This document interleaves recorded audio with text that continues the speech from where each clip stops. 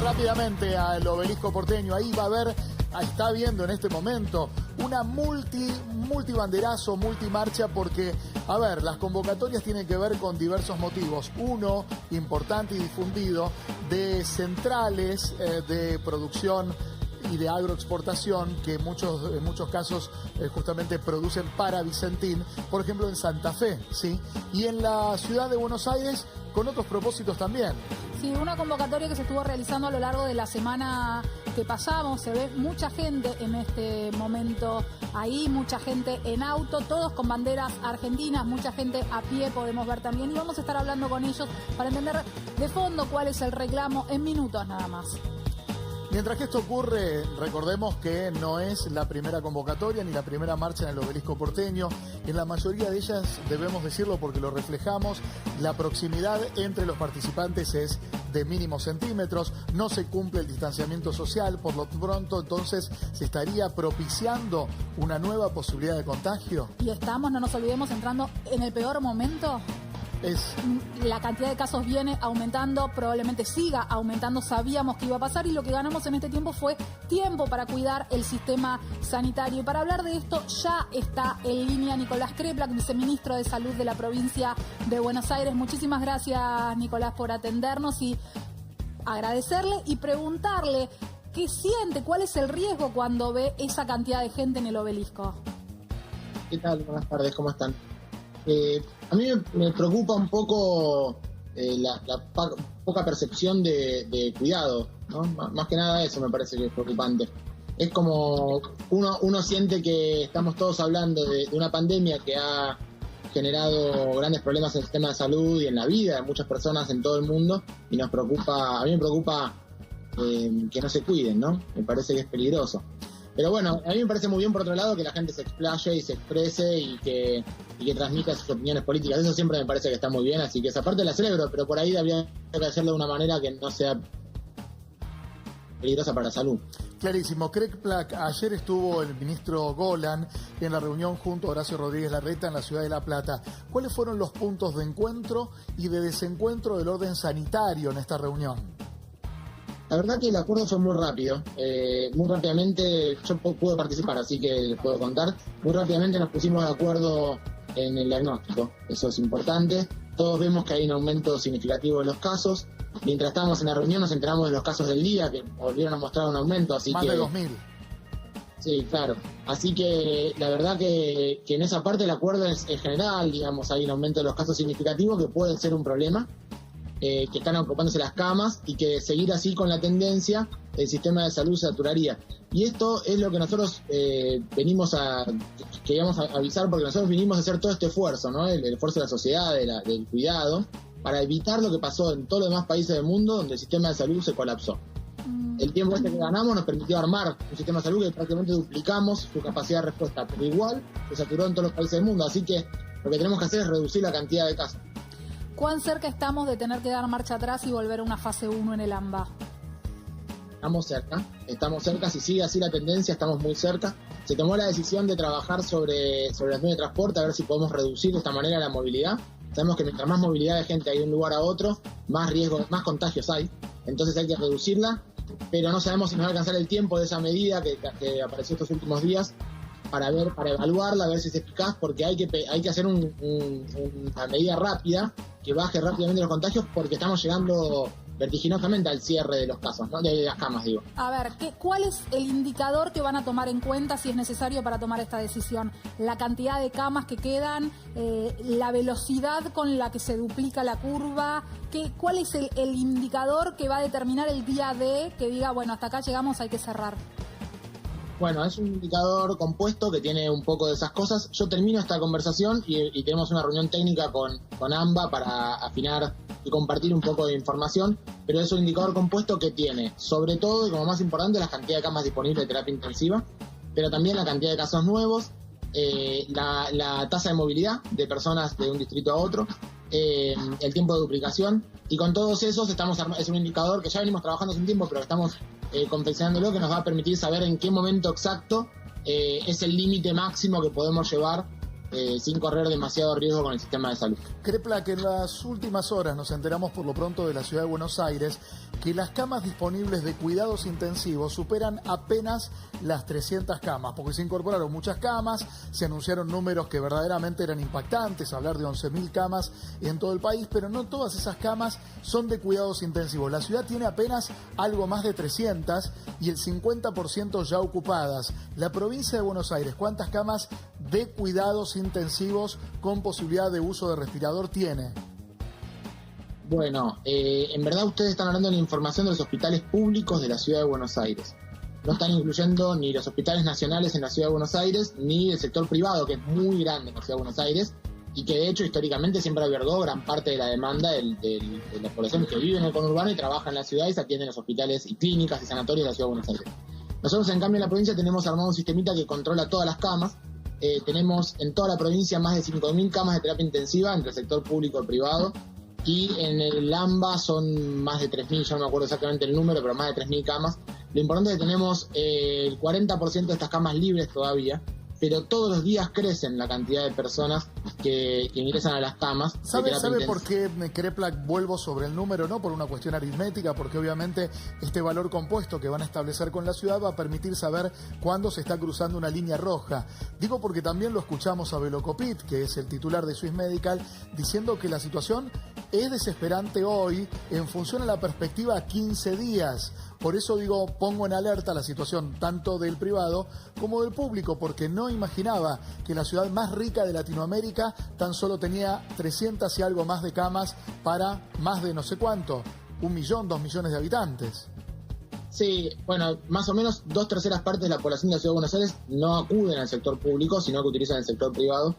Y en verdad, para la demanda habitual del sistema de salud de la ciudad tiene sus problemas, pero existe. Lo que sucede es que esta pandemia es una pandemia que sobrepasa la capacidad de respuesta de todos. Esto ha pasado en Alemania, en Italia, en Francia, países con un sistema de salud que para nosotros siempre fue un modelo de estudio. ¿Esperan ese colapso, Kreplak? Digo, porque bueno, a usted lo veo sincero y preocupado en cada entrevista y no elude títulos, porque veo mucho funcionario, digamos, empalagándose con los modos. Usted cuando tiene que decir algo, lo dice. ¿Prevén ese colapso en algún momento? Bueno, nosotros queremos evitarlo. Lo que sí puedo decir sinceramente, digo, y yo no le esquivo los títulos porque me parece que la sociedad tiene que entender claramente las cosas y que es nuestra responsabilidad también comunicar como funcionarios públicos.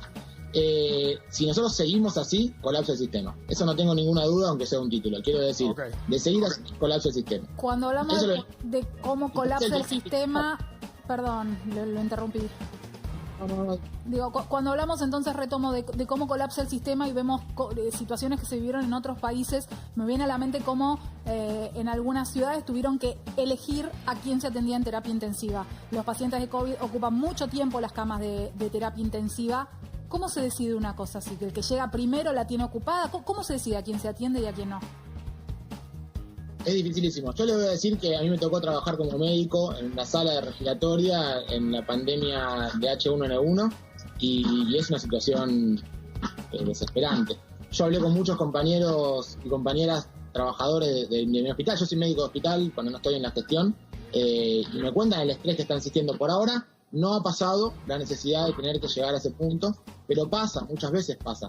Y ahí se piensa quién tiene más posibilidades de que le vaya bien con el respirador. Lo cual es terrible, porque por ahí hay uno que podría haber tenido alguna posibilidad, pero no se la puedes dar porque hay que elegir con alguien que tenga más chances de que pueda salvarse la vida. Esperemos que esto no suceda. Estamos haciendo todos los esfuerzos y sabemos que para la sociedad es un esfuerzo enorme, pero queremos evitar que tener que llegar a esta situación, porque queremos que no le toque a cualquiera, evitar que toque a cualquier vecino o vecina de nuestra provincia o de la ciudad, tener que llegar a este punto, ¿no? De perder un familiar o de pasarla muy mal porque el sistema de salud está colapsado. En los países donde la mortalidad aumentó mucho, aumentó principalmente porque se saturó el sistema de salud. No tanto por la enfermedad, que tiene una alta tasa de mortalidad, sino porque en un momento no dieron abasto. Claro, no dieron abasto. Mientras que estamos hablando con Nicolás Kreplak, que es viceministro de Salud de la provincia de Buenos Aires, Suena contrastante la imagen, pero es lo que está pasando en este momento. El banderazo no solamente en el Obelisco porteño, sino en algunas ciudades del país, en el sur de la provincia de Santa Fe, específicamente sin cuidado, sin distanciamiento, claro está. Muchísimos barbijos sí, pero el barbijo sin distanciamiento sirve de muy poco. Y quería preguntarle, en el caso del viceministro de Salud de la provincia de Buenos Aires, digo, este dispositivo para bifurcar un respirador y que lo usen 2 pacientes, que fue investigado y creado por el CONICET, ¿está implementado, está en fase experimental, sirve porque permitiría duplicar la capacidad de los respiradores ya existentes? Yo le voy a decir una cosa como médico, además yo tuve un tiempito en terapia intensiva. La verdad que respirar a un paciente con un distrés respiratorio, que es lo que le sucede a estos pacientes, es muy complejo. Hay que medir muchas variables y cada una de esas variables individualmente se regulan con un respirador de alta tecnología que permite hacer cosas muy, muy sutiles. Yo no voy a decir que no se deba usar en ningún caso porque sería una generalización que no está bien. Pero me parece que poner a 2 personas con un mismo seteo de respirador es muy poco probable que funcione bien. Y un respirador mal seteado tiene tantas chances de hacer mal que a veces es preferible ni siquiera utilizarlo. Entonces, me parece que no hay que llegar a ese punto, que no es por ahí, que hay cosas inventadas hace mucho tiempo, probadas, que sabemos cómo funcionan y que no son momentos las pandemias para andar investigando cosas novedosas. Hay que cuidarse y prevenir todo lo posible. Krepla, me gustaría preguntarle, recién hablábamos de la posibilidad de retroceder de fase, ¿cuáles son esos indicadores que están esperando? Si tuviéramos que arriesgar en tiempo, que estamos hablando de acá a una semana, de acá a días, de acá a 2 semanas. Yo no quiero decir cosas que por ahí sean un poco exageradas, perdón, no quiero pasarme de mi lugar, de lo que me corresponde decir. Hay una reunión entre el presidente, el gobernador y el jefe de gobierno que está en estos próximos días. Y entiendo yo que es en esa escala donde se deben tomar decisiones de esta importancia. Nosotros lo que puedo decir desde la perspectiva sanitaria es que la progresión que tenemos es muy rápida, es muy vertiginosa y los días son muy pocos. Porque además quiero dejar en claro una cosa, si nosotros tomamos una decisión, supongamos que hoy se toma la decisión de cerrar, llegar a fase 1, supongamos que fuera hoy. El efecto sobre la demanda en terapia intensiva se va a ver aproximadamente dentro de 15 días. 15 días. Claro. ¿Y le parece que la gente, si hoy decide cerrar, va a respetarlo? Después de 93 días, con el hartazgo que hay, con las imágenes que estamos viendo en el Obelisco, que repetimos, hay una multiplicidad de reclamos que se concentran hoy en el Obelisco, pero ya vemos mucha gente en la calle circulando, hay muchos permisos otorgados. ¿Le parece que va a haber un cumplimiento si se da marcha atrás? Bueno, primero los permisos, esos tienen que caer a solamente los esenciales, ¿no? Eso tiene que ver claramente con un retroceso a fase 1, sería así. Yo creo que tiene que hablarse mucho del tema, que hay un rol muy importante de la dirigencia política, de los comunicadores, de explicar de qué se trata esto. A mí me parece que la dirigencia política no debería convocar varias consignas en simultáneo para que se junte más gente. Me parece que está bien si quieren expresar algún reclamo o alguna queja, pero juntar varias distintas en un solo lugar con el simple hecho de juntar gente sería contradictorio con lo que estamos viviendo. Mucha gente grande estamos viendo en ese reclamo y me impacta la contradicción en ver estas imágenes contra lo que usted decía recién de cómo es la selección en caso de que no haya respiradores suficientes. Pensar en que finalmente los que más van a pagar la falta de recursos son los más vulnerables. Pienso en la gente con enfermedades preexistentes, pienso en la gente más grande, pienso en la gente que está en situación más vulnerable en su vida diaria, y realmente me impactan mucho las imágenes. Sí, a mí me preocupa que esto es una expresión de falta de cuidado. Insisto, me parece excelente la expresión del repudio a repudiar, pero me parece que juntarse así, adultos mayores, bueno, deberíamos todos hablar de vuelta del quédate en casa, del cuidado, de que si uno no se cuida, está cuidándose a sí mismo y a los demás. Me parece que hay que volver a construir esa épica, porque ahora viene la parte más complicada de la epidemia. Krepla, le hago 2 preguntas en una brevemente. Primero, si esta fecha de la que hablaba Tatiana recién, del encuentro entre ciudad, provincia y nación, porque va a estar el presidente de la nación, va a ser el miércoles próximo, por lo tanto el jueves sería tal vez un día de anuncios, por un lado, y por otro lado, es remanido el tema, para mí es más simbólico que el efecto epidemiológico, pero el tema de los famosos runners o corredores o maratonistas, ¿se habló en esa reunión? ¿Impactan en contagio entre población, en el contagio comunitario? No, no se habló en la reunión. Todos entendemos que no se trata de eso. Es decir, impacta o no impacta de alguna manera en 1 o 2 contagios tiene poca importancia. A mí, que se junte la gente en esa marcha me parece que puede tener algún impacto en que algunas personas se contagien, pero me parece muy preocupante como símbolo. Digamos, ¿qué nivel de cuidado? ¿Cómo vamos a hacer para afrontar una pandemia de estas características si no hay reparos en tomar medidas que no son necesarias y que nos ponen en riesgo? Digo, si la falta de percepción de peligro es lo que nos hace que... Pero tomo esta respuesta suya, Kreplak. ¿Usted entiende que hay una parte política, yo no hablo ya de un armado partidario, sino un segmento o algunos referentes políticos que están tendiendo a romper la cuarentena porque entran en la lógica de cuanto peor mejor? Bueno, siempre están y siempre se los ve. Lamentablemente existen. Yo creo que no deberían tener un espacio muy importante en la agenda social, pero lamentablemente se los ve. Uno no puede hacerse distraído con eso. La verdad que quisiera ni siquiera referirme a ninguno de ellos en particular, pero me parece que todos tenemos que tener una madurez muy grande. No es momento para esto. Terminará la pandemia y luego cada uno podrá volver a hacer lo que quiera con sus campañas políticas, pero es un momento, me parece que hay que dejar las mezquindades de lado. Le agradecemos muchísimo, Kreplak, la comunicación. Bueno, muchas gracias a ustedes. Hasta luego. Un placer. Nicolás Kreplak, viceministro de Salud de la provincia de Buenos Aires.